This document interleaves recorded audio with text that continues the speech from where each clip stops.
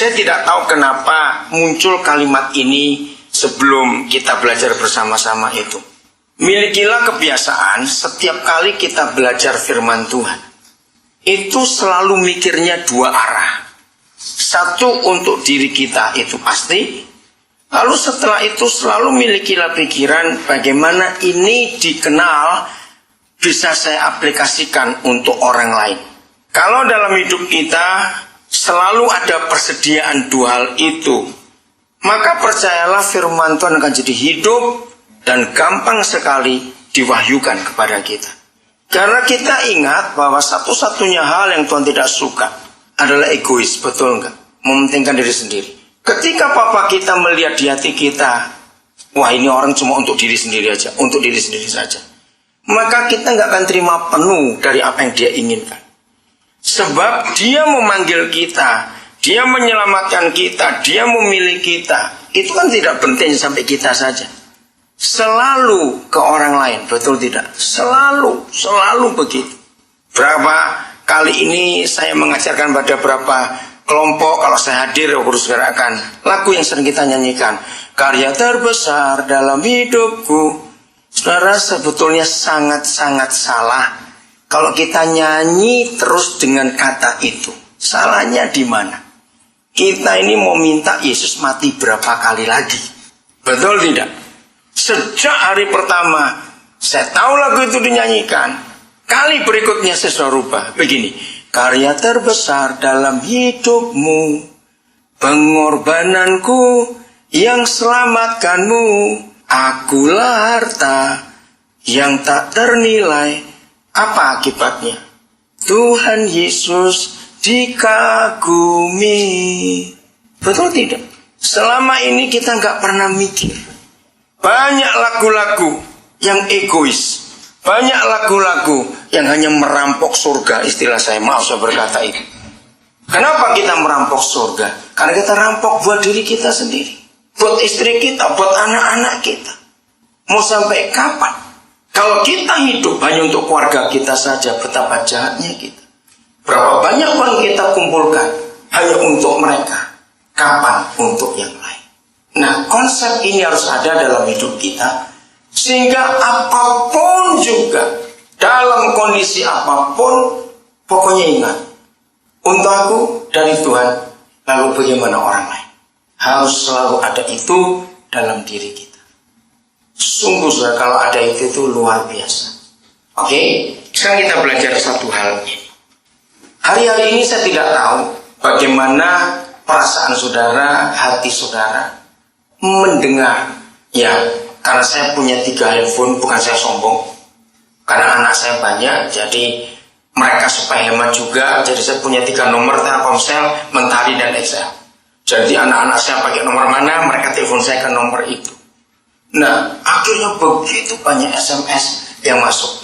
Nah, untuk itu, yang terjadi akhir-akhir adalah betapa banyaknya orang-orang itu bingung dengar pengajaran-pengajaran yang seperti ini. Dari pendeta ini ngomong begini, dari pendeta itu ngomong begitu, dan sebagainya.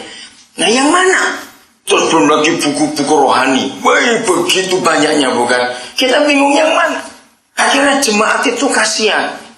Dan terjadi makin perpecahannya besar. Karena masing-masing hamba Tuhan dengan tanda kutip berkata untuk melindungi jemaatnya. Memang betul. Tapi akhirnya jadi terkotak-kotak lagi, jadi terpisah-pisah lagi. Kira-kira ngerti nggak yang saya maksud ini, saudara? Saya tidak tahu berapa banyak di antara saudara yang hari-hari ini seperti itu, kasihan. Contoh waktu elektrik KTP mau dimunculkan. Wih, berapa berita di SMS itu menakutkan, hati-hati itu, 66 nanti itu, mulai chip masuk ke badan. Orang jadi bingung. Karena akhir zaman. Nanti belum lagi yang satu dapat SMS, wah Tuhan Indonesia perlu 25 juta pendoa. Kok tidak nanti cawan Tuhan begini, cawan begitu. Tanya lagi kepada saya, ini saya keberapa sekarang? Gak tahu, saya bilang, sampai ngitungin 25 jutanya. Ya betul nggak? Nanti ada lagi SMS yang lain. Wah, kita harus siap-siap, kalau sudah akhir zaman, Anda begini. Nah, hari ini, mari kita jujur dan rendah hati di hadapan Tuhan. Sebelum satu hal ini terjadi, maka semuanya itu nggak akan terjadi. Betul tidak? Apa satu hal itu? Maka itu kalau saudara sempat ditanya, apalagi kalau kita para gembala, para pemimpin, ditanya, yang mana ini yang mana? Jangan ragu-ragu sebutkan hal ini. Mari kita buka semuanya. Matius 24 ayat 14. Begitu jelas firman ini. Kata kunci pada kalimat terakhir, sebelum terakhir, dan sesudah itu. Nah, itu kata kuncinya. Sesudah apa dan ada apa. Tolong salah seorang membaca Matius 24 ayat 14. Ya, salah seorang silakan. Dan Injil kerajaan ini akan diberitakan di seluruh dunia menjadi kesaksian bagi semua bangsa. Sudah itu barulah tiba kesudahannya. Nah, ini yang kita harus tekankan kepada semua orang percaya. Jangan panik tentang akhir zaman, tentang setan begini, setan begitu, tentang ini antikris begini, nanti Eropa begini, Amerika begitu. Saya nggak tahu berapa banyak di antara saudara. Saya ini hamba Tuhan yang mungkin unik atau aneh, saya nggak tahu. Masa ada orang mau cari dolar atau euro tanya saya tuh bingung. Ngapain kamu tanya saya? Terus belum lama ketika emas lagi gila begitu, orang tanya, enaknya beli emas atau tidak? Kalau ada orang yang tanya macam-macam, saya bacakan ayat ini. Baca itu dulu. Jangan mikir yang jauh-jauh. Sebelum Injil kerajaan itu diberitakan ke mana? Seluruh dunia. Dan tidak selesai cuma diberitakan, jadi kesaksian bagi berapa bangsa? Semua bangsa. Nah itu dulu. Tolong sampaikan pada rekan-rekan kita yang hobinya membuat penglihatan terus. Jangan bikin bingung jemaat. Suruh nginjil dulu. Setuju tidak, saudara? Nah, barulah sesudah itu tiba kesudahannya. Jadi jangan sibuk yang lain-lain dulu, nginjil, saudara. Nah, waktunya akan dipersingkat karena ikan goreng sudah keluar. Maka itu saya ngadep ke sini, kok gak nol sana terpengaruh. Coba saya ngeliat ke sana itu. Oke, lanjut. Saudara, apa yang kita perhatikan kalimat itu? Injil kerajaan. Pernah nggak saudara tahu ada berapa macam Injil kalau begitu? Karena yang diminta nggak semua Injil. Jadi kita lihat ada Injil keselamatan. Itu yang pertama jelas. Yesus mati untuk kita. Betul. Nah, saya tidak uraikan Injil yang lain supaya kita nggak nambah kebingungan. Langsung aja.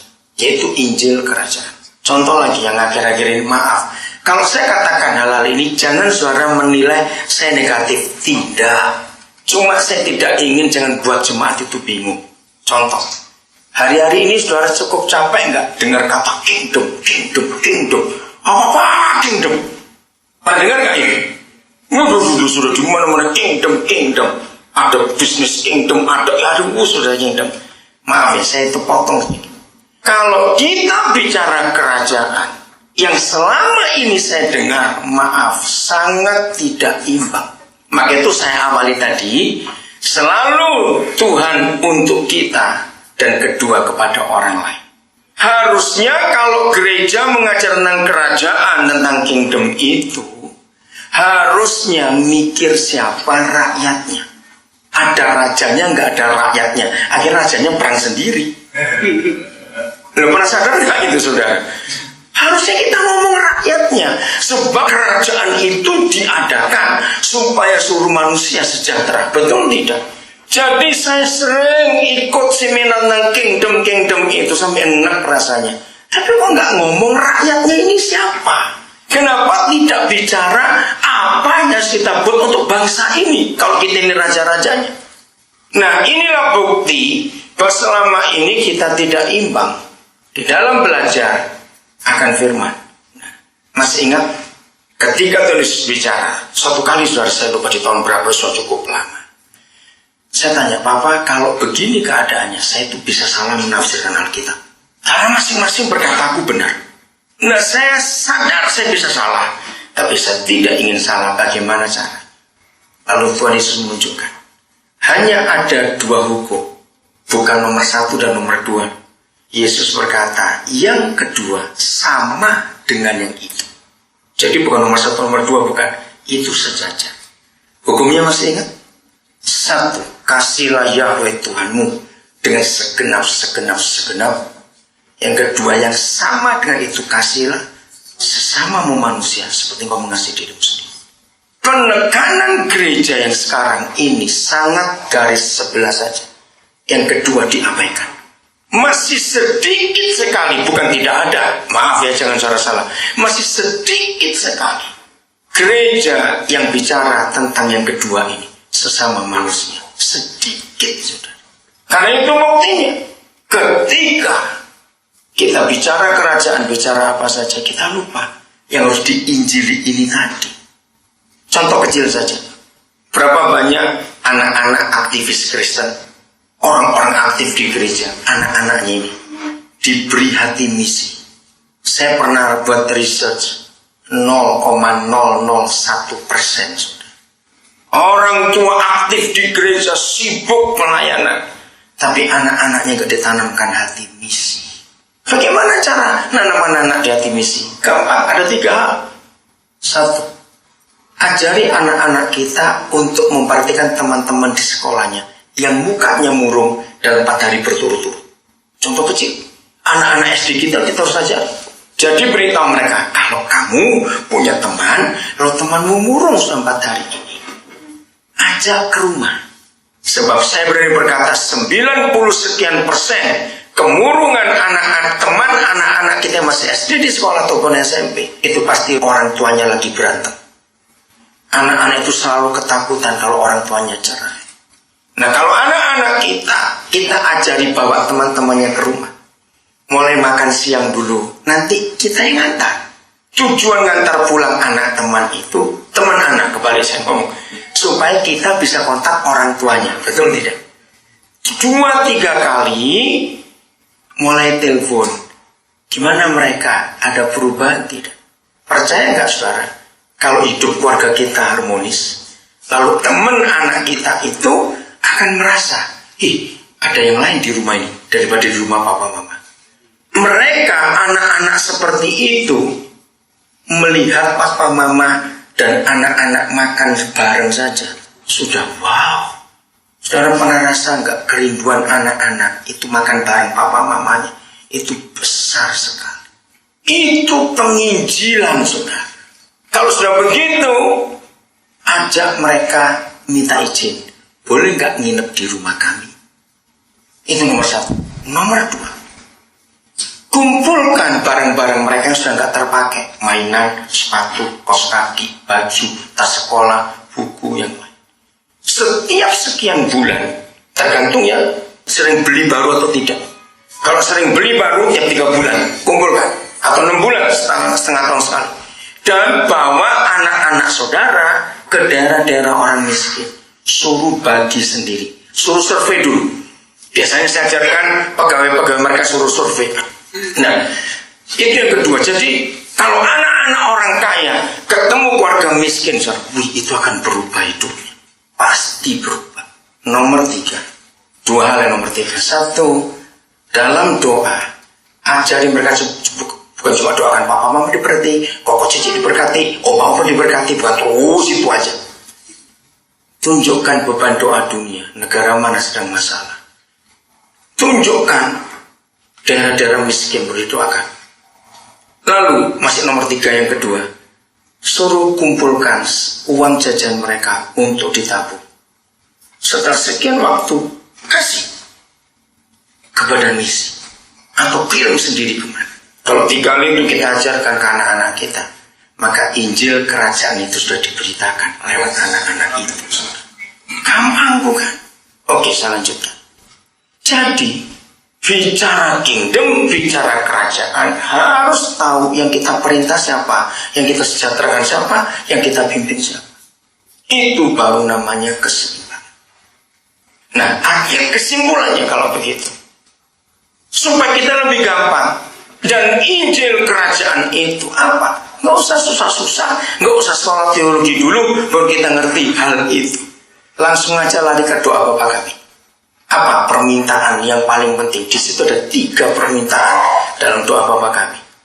Permintaan yang pertama apa? Ayo gak usah ragu-ragu. Ya Pak Ali.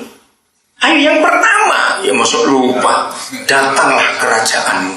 Itu permintaan yang pertama, saudara. Pernah nggak saudara sadar arti kata itu? bahwa kita yang percaya kepada Tuhan Yesus adalah satu-satunya kelompok manusia di dunia ini yang punya hak untuk memindahkan surga ke bumi. Nah, kalimat ketiga, bukan permintaan ketiga, itu yang buat kita salah. Sampai hari karena terjemahnya, datanglah kerajaanmu, jadilah kehendakmu. Nah, itu yang salah. Bukan di bumi seperti di surga. Sangat salah. Yang betul begini, supaya bumi jadi seperti surga. Harusnya begitu. Jadi tugas kita mensurgakan istilahnya dunia ini. Karena cuma ada satu di antara dua. Kalau bumi nggak jadi seperti surga, pasti jadi neraka. Dan cuma itu saja. Dan sekarang yang terjadi neraka di dunia. Saya lihat hari-hari ini ada 2 pembunuhan ibu dan anak. Satu di Medan, satu di Jakarta. Gila betul. Makin kejam. Saudara tahu anak-anak jalanan, saya nggak tahu di Lampung, tapi di Jakarta. Mereka itu sudah kenal seks sejak umur 6 tahun. Sudah diperkosa, saudara. Hanya untuk makan. Lalu gedenya mau jadi apa ini? Mereka juga kan mesti punya anak, bukan? Kamu mesti menikah juga nanti. Siapa yang ngurusin? Nah, neraka betul. Jadi tugas kita adalah memindahkan surga itu ke bumi. Supaya bumi jadi seperti surga. Nah, ayo kita lihat fakta. Pernahkah saudara mencari sampai ujungnya meruncing? Istilah saya, bukan dari yang besar daripada kecil. Pernahkah saudara mengetahui ada firman bahwa ujung tombak kerajaan surga itu bukan gereja, kebaktian, KKR, seminar, doa puasa, doa malam, soal kitab, soal teologi, bukan. Ujung tombak supaya kerajaan itu bisa segera nyata di bumi itu keluarga, saudara. Ini luar biasa. Sebelum saya tunjukkan ayatnya, maka itu mari kita lihat fakta. Setujukah saudara kalau saya katakan ini? Suatu kali, ini Roh Kudus pernah tanya saya, ini tahun 80-an awal yang lalu. Daniel, kalau kamu sempat ketemu setan, tanyain mereka. Setan, apa sih yang paling kamu benci itu? Karena dia suruh saya tanya. Saudara tahu jawabannya? Keluarga harmonis. Tidak ada yang lebih dibenci oleh iblis kecuali keluarga harmonis. Begitu mereka lihat suami istri rukun, langsung diserang dengan berbagai macam cara dan khususnya kelemahan-kelemahan di keluarga itu. Maka itu jangan kaget kalau keluarga pendeta pun bisa diserang, karena masing-masing kita punya kelemahan. Setuju tidak saya ngomong? Masing-masing kita suami istri punya kelemahan. Mengapa setan merusak keluarga harmonis mengapa setan paling benci keluarga harmonis? Karena ada anak-anak. Apa hubungannya? Dengar. Anak-anak itu sasaran utama iblis, bukan orang tua. Sebab mereka tahu kita nggak lama mati. Mereka itu masih hidup.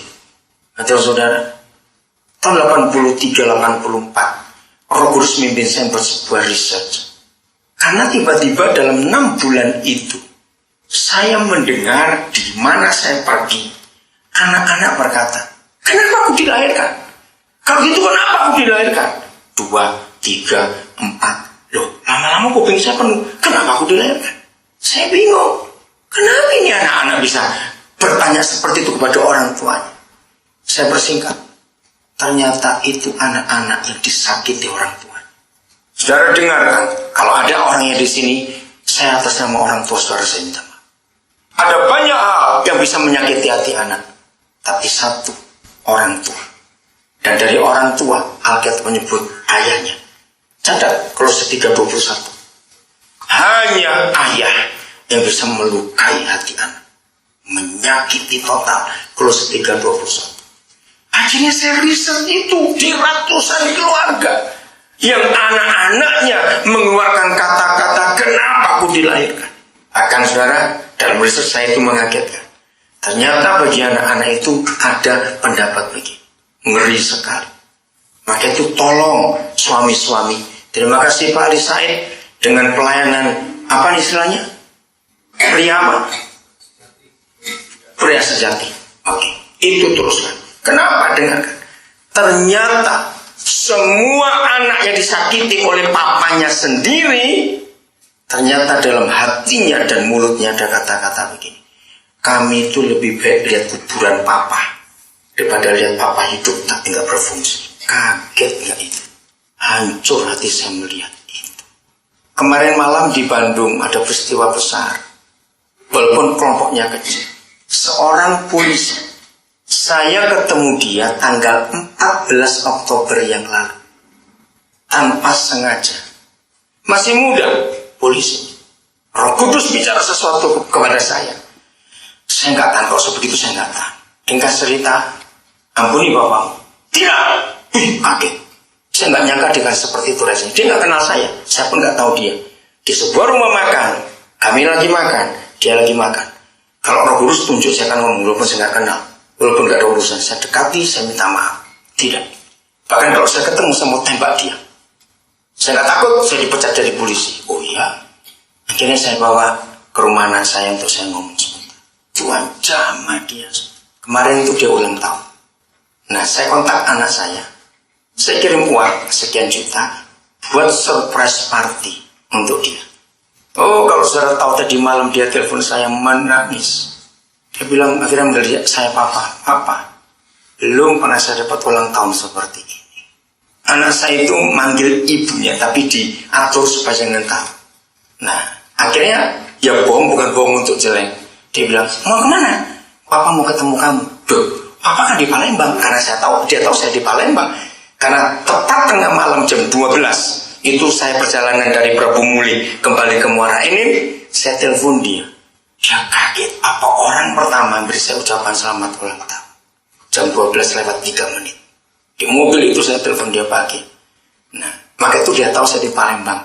Nah, ini karena bagaimana caranya? Yo, Papa kan sehari di sini bisa jadi di situ. Jadi dia percaya, ternyata surprise party. Saudara, apa yang dia katakan kalau saudara baca SMS-nya? Dia berkata gini, kenapa saya terlambat ketemu Papa? Bisa bayangkan kalimat seorang polisi. Dia berkata, Papa, kenapa saya terlambat ketemu Papa? Saya bilang, enggak terlambat. Oh, sekarang kamu sudah dipulihkan. Lalu ibunya saya telepon. Untuk berapa saat ibunya enggak bisa ngomong, cuma menangis. Kalimat pertama yang dia ngomong, ini pertama kali Pak, saya lihat anak saya tanpa marah di wajahnya. Memang ibunya nggak pernah cerita bapaknya itu ada di mana, nggak pernah cerita. Nah, ini contoh kecil.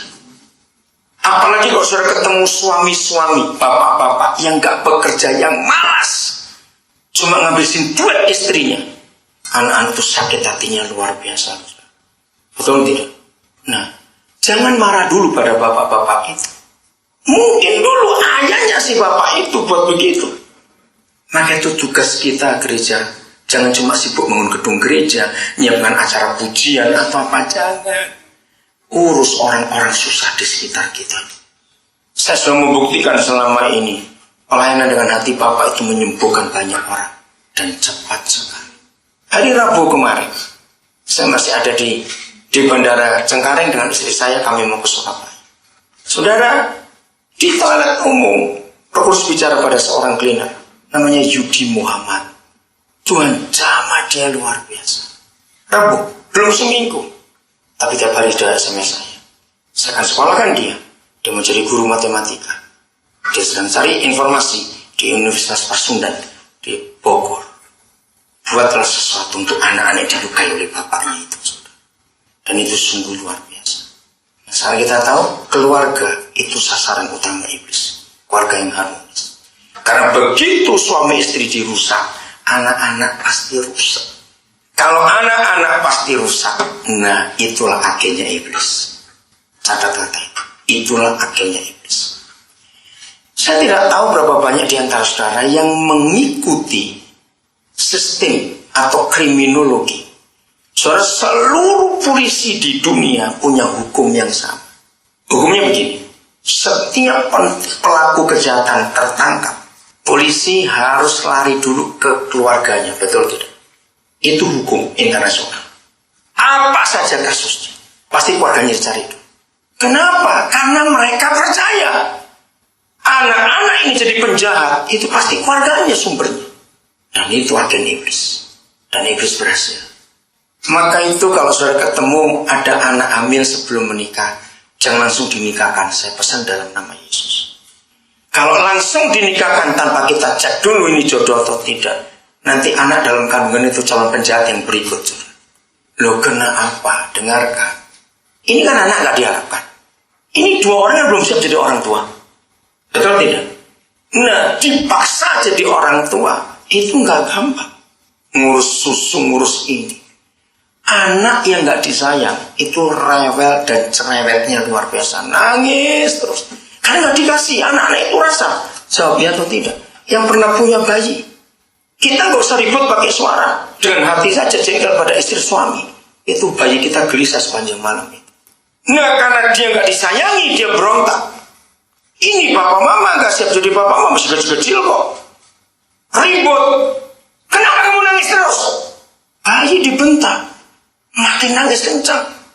Maka itu 100% anak pertama dari hamil di luar nikah, kalau gak siap, itu anak jadi nakalnya luar biasa.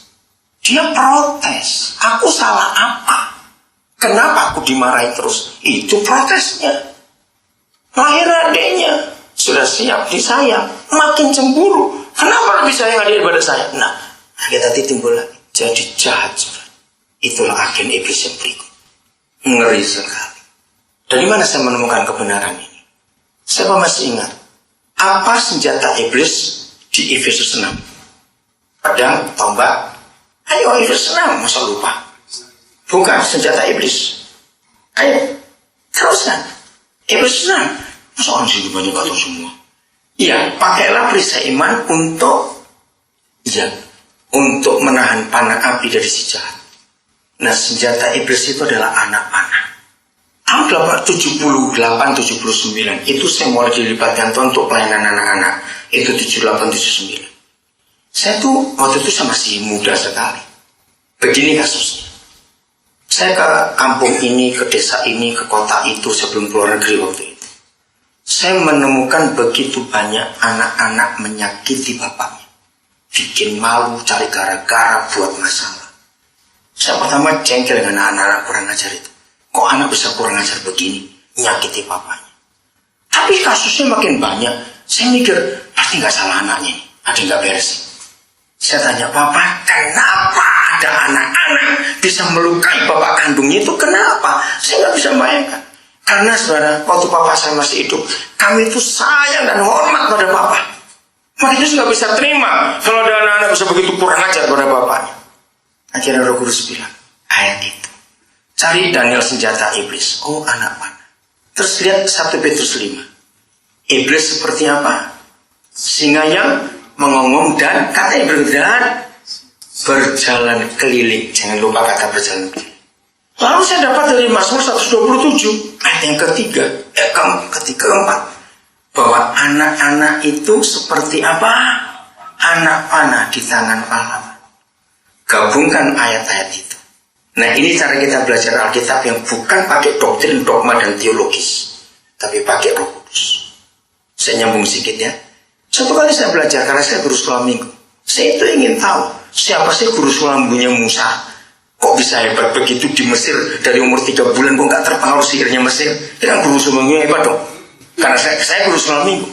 Cari gak ketemu ayatnya, memang gak ada sekolah minggunya Musa. Lalu Samuel, saudara pernah lihat Samuel?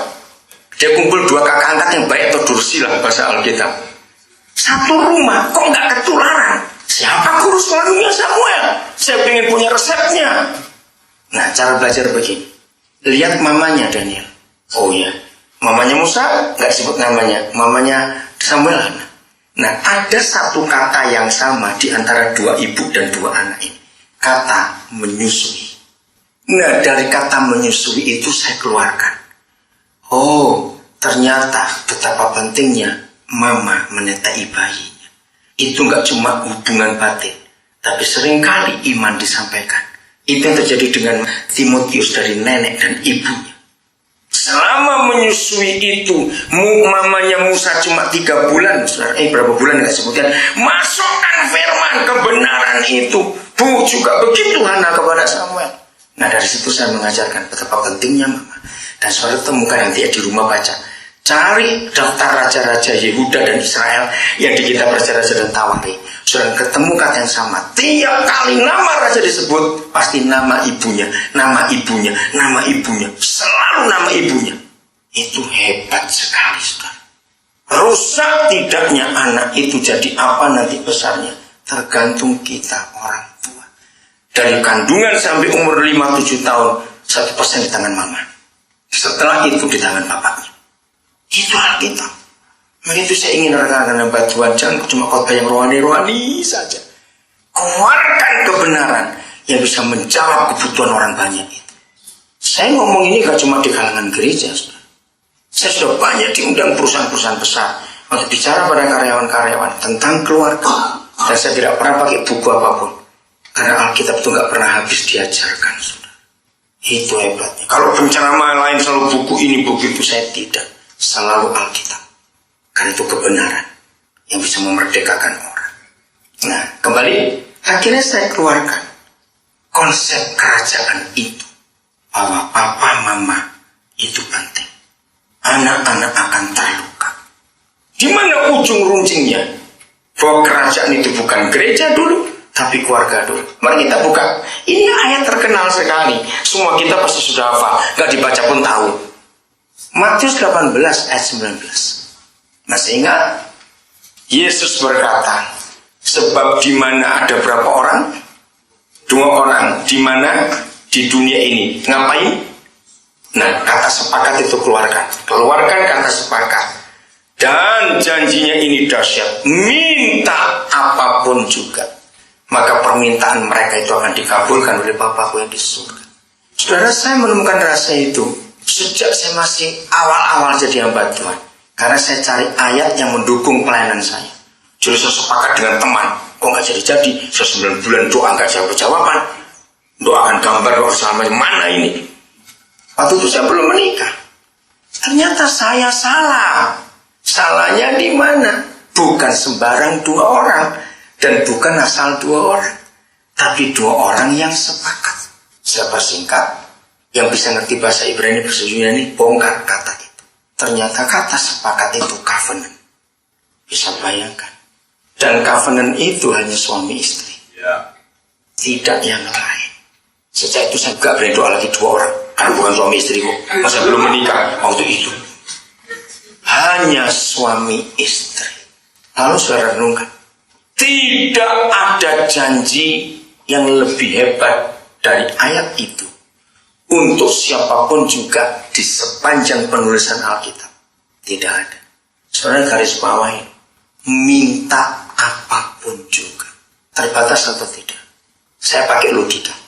Menurut logika kita, jujur, sebaik-baiknya hati pencipta alam semesta yang jadi ayah buat kita karena darah Yesus. Mungkin nggak dia jawab 2 orang minta apapun juga.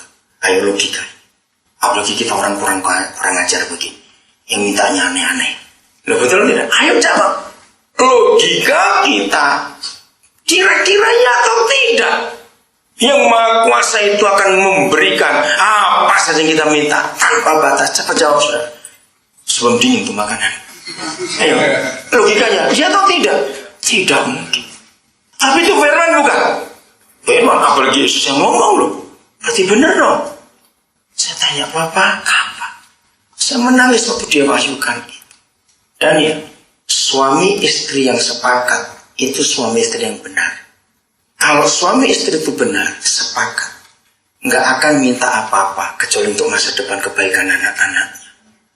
Wah, saya nangis. Jadi kalau itu suami istri, ayah, ibu, nggak mungkin minta yang lain-lain. Pasti untuk anak-anaknya. Sejak hari itu, saudara, kalau ada keluarga anaknya sakit, saya langsung bicara, bereskan kamu 2, pasti nggak sepakat. Coba buka Pengkhotbah 4. Yang ada 2 orang yang Tuhan bicara soal pernikahan 4 atau 9 ya. Tali 3 lembar ayat 11-nya. Nah saya itu kalau khotbah pernikahan itu cuma ayat 9, 10, 12. Nggak pernah ayat 11-nya. Karena buat saya itu ayat porno betul saudara. Karena begini Yahweh berfirman, bagaimana 1 orang saja tidur bisa menjadi panas? Ayo, ngerti nggak ayat itu artinya? Itu bicara hubungan seks suami istri. Sampai Maret 95, saya nggak akan lupa pewahyuan itu. Istri saya berkata gini, sadar nggak, ini berapa bulan terakhir ini, kita itu selalu dihadapkan kepada masalah anak-anak. Oh iya, betul juga, saya nggak sadar, istri saya sadar. Lihat itu keluarga ini, keluarga itu. Seperti dia, kok anaknya bermasalah, kecelakaan, sakit, operasi, macam-macam. Iya, kenapa? 4 atau 9? Pasal 4 atau 9 pengkhotbah. 4 ya, ayat 11 kalau gitu. Tolong bacakan ayat 11-nya, saudara. Ayo cepat, siapa saya boleh? Juga kalau orang tidur berdua, mereka menjadi panas. Tapi bagaimana seorang saja dapat menjadi panas? Nah, wah itu suara penginjil kan perlu mikrofon itu. Betul, bariton, betul suaranya. 2 orang tidur menjadi panas. Saudara, bertahun-tahun kalau saya khotbah pasal itu, ayat 11 saya lompati. Saya bingung mau ngomong apa dengan ayat ini. Betul tidak, saudara? Nah, Maret 95 istri saya melakukan sesuatu. Ya kalau gitu ada yang nggak beres ini. Kenapa kok anak-anak sakit, anak-anak kecelakaan, anak diganggu? Waktu kami doa berdua, Roh Kudus bilang, Daniel, Khotbah 4 ayat 11. Saya langsung main, nah ayat itu lagi. Ada apanya itu? Saya itu dalam papa itu terbuka begitu.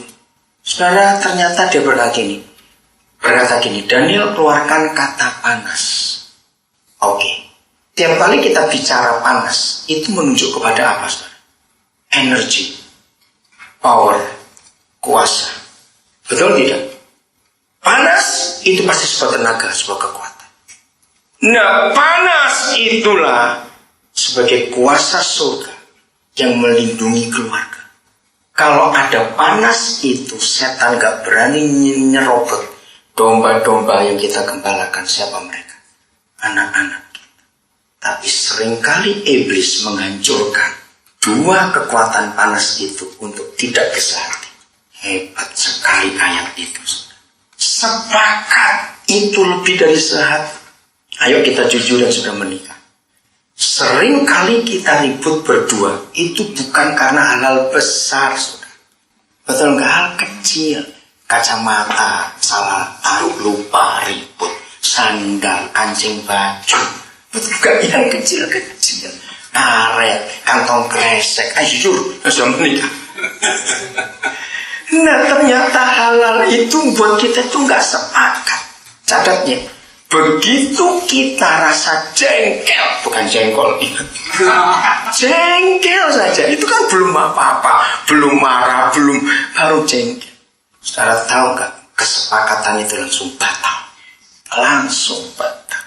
Kita harus mengaku, ternyata menikah itu repot, saudara. Ayo jujur. Ayo jujur, pendeta-pendetanya kita, ayo. Betul enggak? Saya Tuhan, saya ngaku itu. Karena ayat ini hebat, sepakat. Bayangkan betapa kita harus menjaga terus keseimbangan ini demi kesepakatan itu. Dan saya sudah gunakan resep itu dan selalu jitu. Pokoknya mulai sekarang ya jangan tersinggung dulu ya. Anak sakit, ya diperiksa papa mamanya, bukan anaknya. Dan gitu saja. Pasti panasnya sudah berkurang. Begitu setan bisa masuk. Tidur bersama. Maaf ya, ini masalah seks. Tidur berdua. Itu kalau enggak pas hatinya, pasti ada yang jadi korban. Yang belum menikah jangan ngerti banyak-banyak dulu nanti saja. Yang sudah mengerti apa? Saya ulangi lagi. Hubungan suami istri, kalau 2 orang ini lagi enggak pas betul-betul, pasti ada yang jadi korban. Yang sudah menikah jawab iya atau tidak? Nah, korbannya pasti yang istri. Makan perasaan terus. Pasti istri jadi korban. Maka itu maaf ya saya ngomong apa adanya. Istri yang melayani suaminya, ini bahasa Jawa, sambil hati berdedek, saudara. Tahukah itu hati dongkol. Maaf, itu suami sama dengan main dengan pelacur. Ngeri bukan? Kenapa? Karena kita paksa dia. Padahal dia nggak siap. Jawab, ya atau tidak saya ngomong, betul atau tidak saya ngomong ini? Sangat betul. Nah, itu dia. Kesepakatan luar biasa. Coba kita buka 1 Korintus 7, saudara. Wih, dahsyat sekali ayat itu, saudara. 1 Korintus 7 ayat 3 dan 4. Ternyata ketika saya buka ini kepada keluarga yang bukan Kristen, mereka heran. Karena tidak ada buku tentang seks manapun yang pernah menulis sedetail Alkitab. Katakan amin. Amin. Saya banyak buku baca buku tentang sex education. Maka itu saya berani ngomong Alkitab ini hebat. Jadi kalau kita bicara Alkitab nggak ada yang bisa bantah. Setuju tidak? Ingat Galatia 5:23, tidak ada hukum yang bisa menentang kebenaran ini. Dahsyat sekali.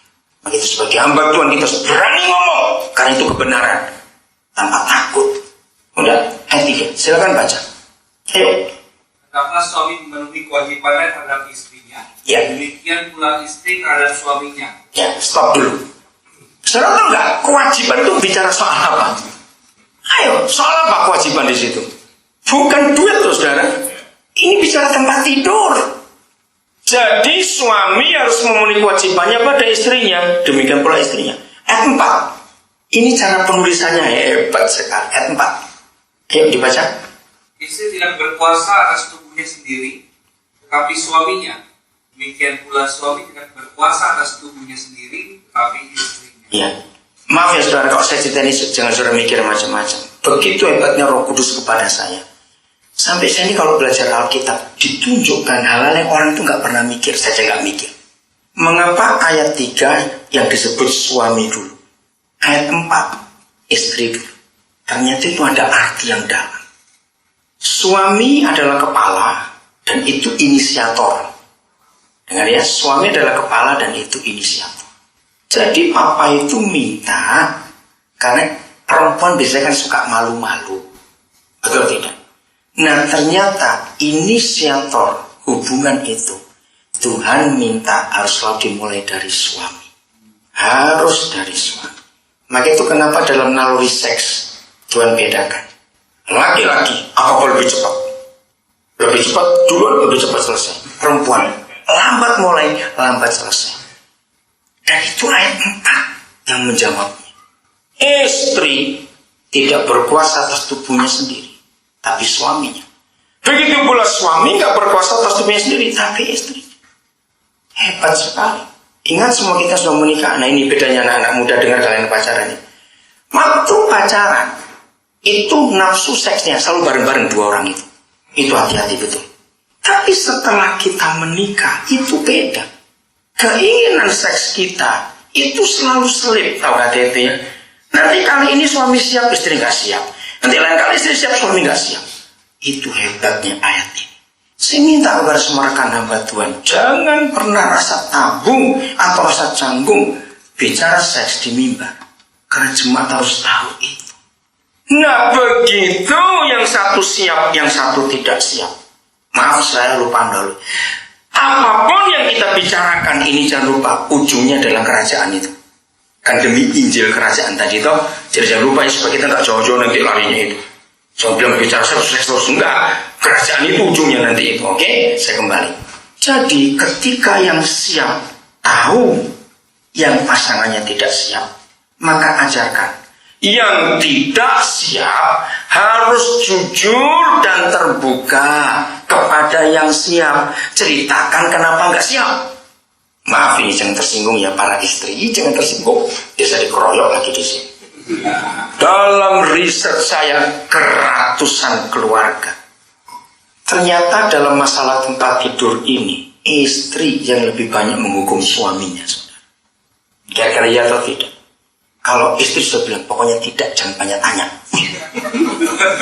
Maaf ya para istri harus jujur, harus jujur. Banyak istri pada gitu. Nggak usah tanya, kamu kan tahu sendiri. Wih, dulu kalah betul. Saya mau buktikan. 79% penyebab perselingkuhan ketika istri menghukum suaminya dalam masalah tempat tidur. Ingat ayat ini. Begitu kita menikah, ingat istri, tubuhmu milik suamimu. Begitu pula suami, tubuh kita milik istri kita. Ini ayat dahsyat sekali. Ayat 5, coba dibaca. Ada satu kalimat penting di ayat 5. Lanjut, ayat 5. Ayo, siapa aja boleh. Ayo, cepat. Ya.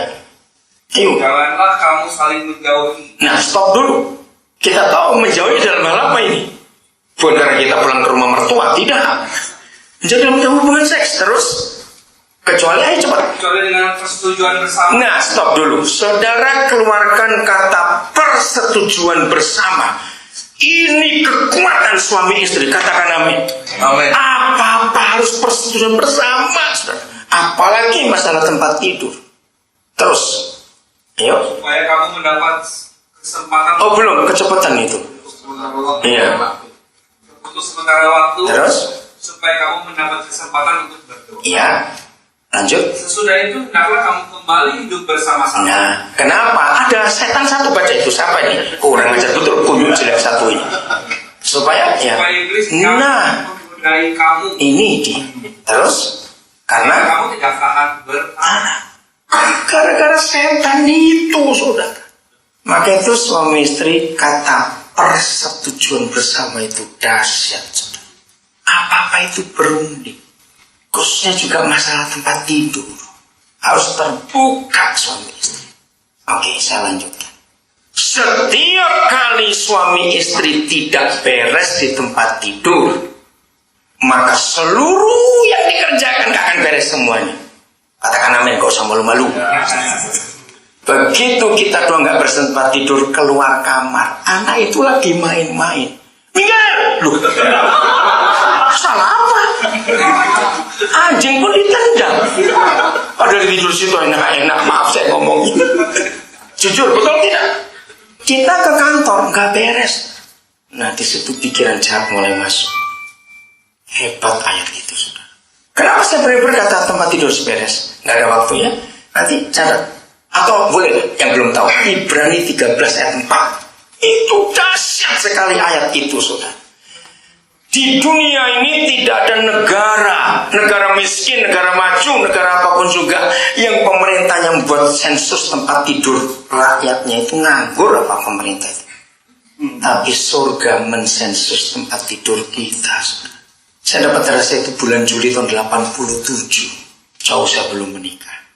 Saya garuk-garuk kepala. Saya senyum, papa, ngapain ngurus tempat tidur? Apa surga kurang rame? Sehingga harus tempat tidur diurus. Serius saya tanya gitu pada papa. Dia tunjukkan rahasia yang luar biasa. Sampai bayi tabung pun muncul di situ. Dengarkan ini. Kalau sampai Tuhan mengurus tempat tidur dengan suatu pesan, jangan engkau cemari, jangan engkau kotori. Boleh nggak saya pakai kalimat sebab tempat itu kudus? Sama atau tidak? Oke, kalau itu sama. Kita pakai terminologi perjanjian lama.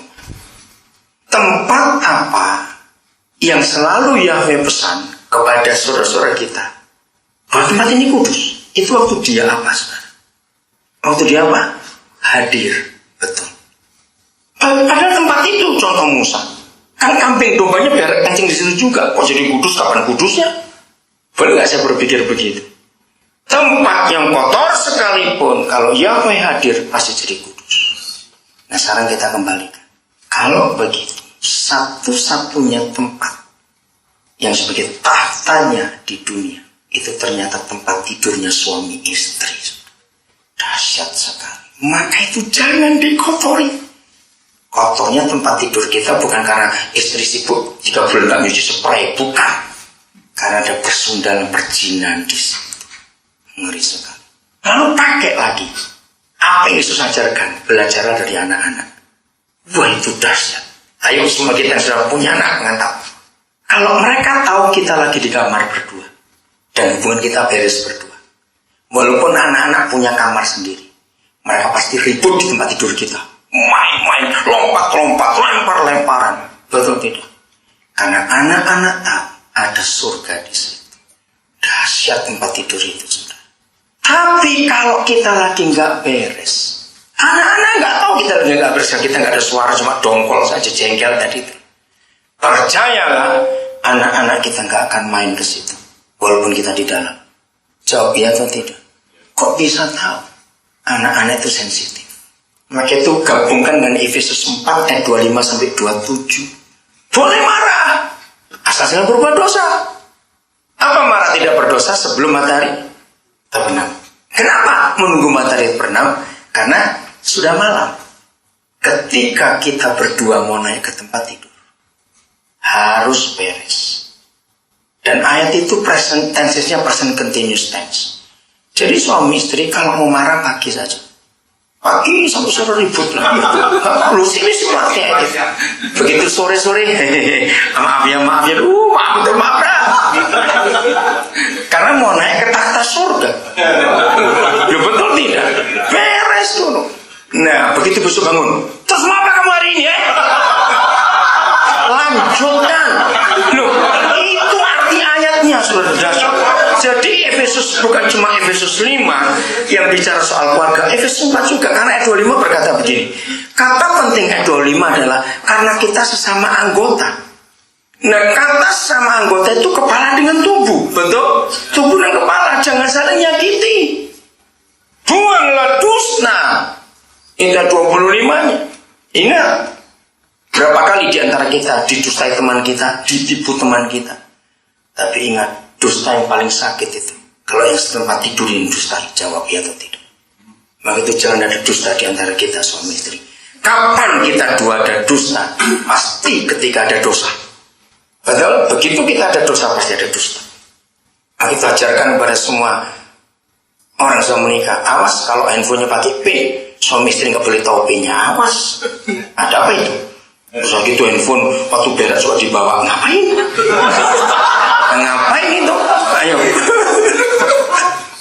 Saudara, dahsyat Alkitab itu dahsyat sekali. Alasannya satu, karena surga ada di situ, saudara. Sekarang kita tahu betapa kudusnya tempat tidur itu. Kita jengkel saja, nggak ada panas itu, nggak ada Yesus di situ. Karena ternyata tutup pendamaian itu di tempat tidur kita. Disitulah Yesus hadir. Kalau tutup pendamaiannya pecah, nggak mungkin Tuhan hadir, takut terjepit kakinya. Karena retak. Itu logika anak-anak. Oke, kembali ke Matius 18 ini bagian terakhir. Jadi siapa yang bisa dijawab doanya?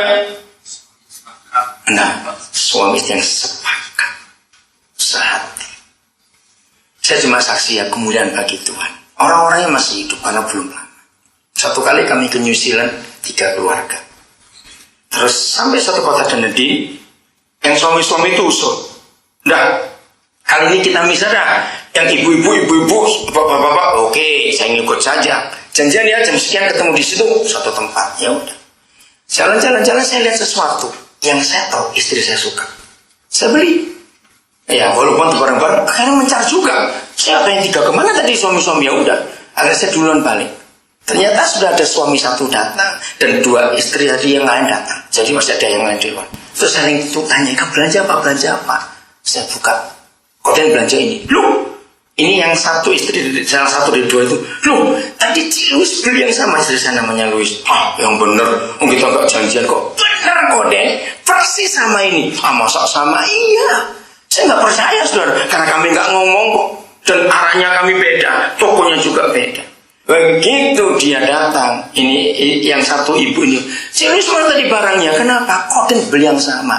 Istri saya pun nggak percaya, nggak mungkin. Kita nggak ngomong. Saudara, begitu dibuka, sama bener. Saya beli 2, dia beli 3. Nah, ngapain banyak-banyak begitu? Ya udah dibagi. Yang sebagian dikembalikan. Satu kali kami di Denpasar. Ini rombongan besar. Warga dari Bandung, dari Subang, kami baru retreat.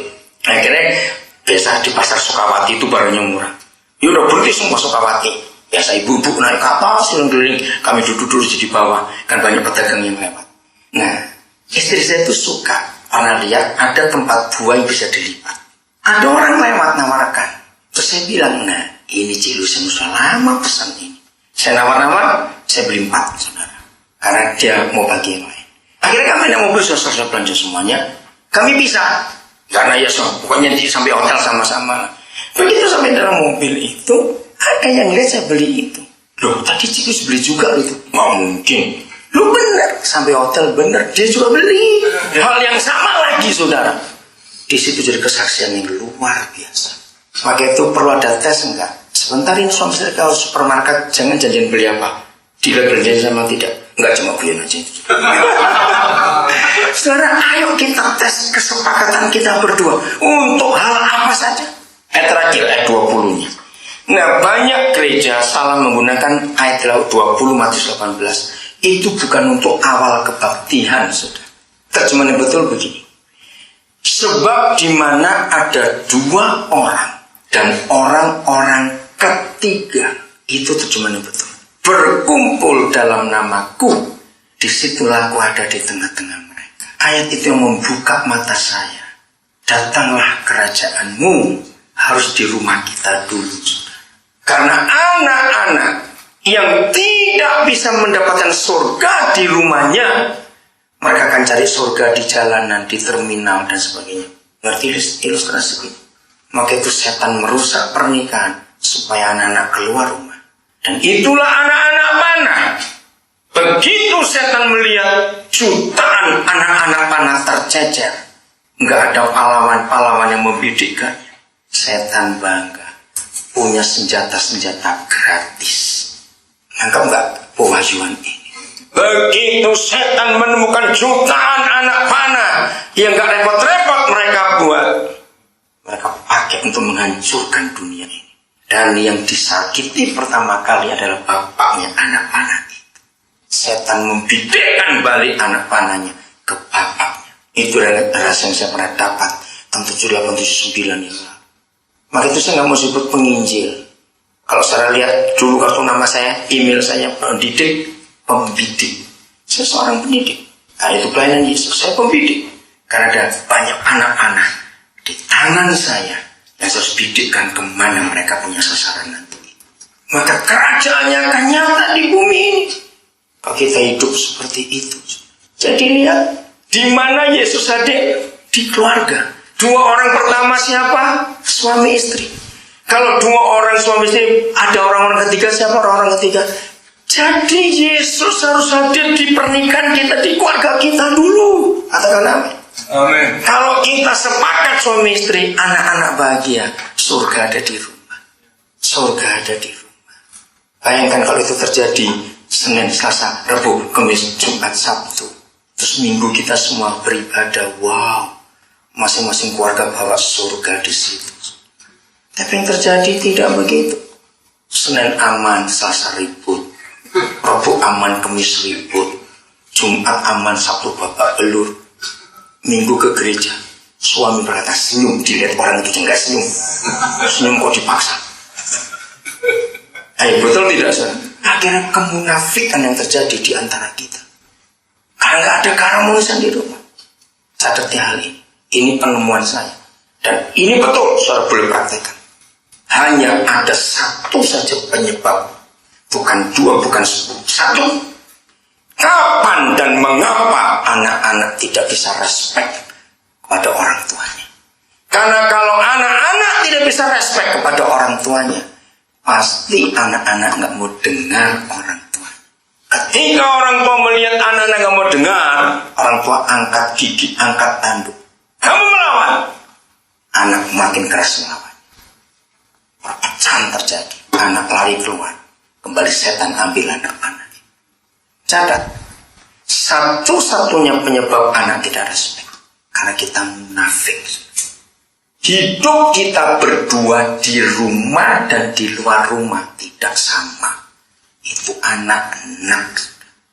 Catat, anak-anak yang gak pernah pergi bareng dengan papa mamanya ke gereja maupun ke pesta atau kemana, 100% anak-anak bisa muntah berjalan dengan dua bajingan ini.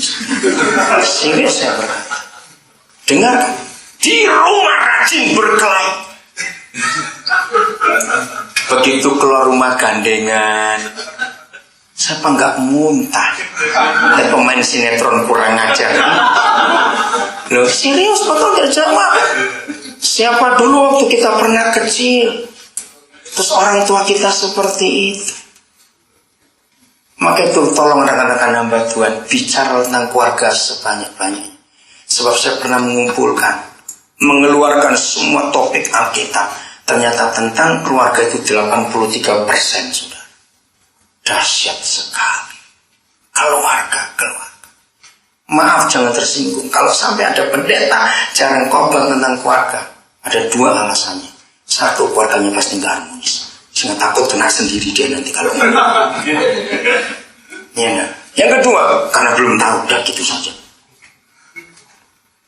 Ayo, keluarga ini Karena satu-satunya ayat itu tadi, yang Yesus hadir di tengah-tengah kita, itu cuma dalam keluarga kita. Hebat sekali. Nah, itu ayo kita bereskan. Seharusnya, ini logika. Makin lama kita menikah, itu harusnya kita ini makin mengenal atau tidak sih dua orang ini loh. Sebab harusnya, ya otomatis loh. Nah, pertanyaan berikut. Kalau kita dua ini makin kenal, seharusnya volume, animo, apalagi ya, apa itu? Ya, volume ya, apa namanya? Bukan maksudnya. Ya gini, apa maksudnya itu? Makin sering bertengkar atau makin kurang? Itu yang saya tanya. Ayo, seharusnya makin sering bertengkar atau makin kurang? Kalau sudah makin kenal, makin lama menikah. Nah, jujur. Harus apa? Oh, kapal pesiar. Nggak harus Pak, mahal nanti. Saudara, ayo. Oh, kapal pesiar atau kapal perang, betul. Kalau gitu jujur. Jangan jawab lewat mulut kita. Ayo kita tanya pada pernikahan kita sendiri-sendiri hari ini. Bagaimana pertengkaran, kesalahpahaman yang terjadi di antara kita dulu? Makin waktu, berjalannya waktu, makin sering atau makin kurang, harus jujur. Kalau kita kenyataan makin sering bertengkar, berarti kita belum mengenal. Maaf, terus ngapain tiap hari di kamar itu? Betul, terus ngapain nih? Tidur sama-sama di situ ngapain? Maaf, kalau cuma begitu, berarti kita kepelacuran dong.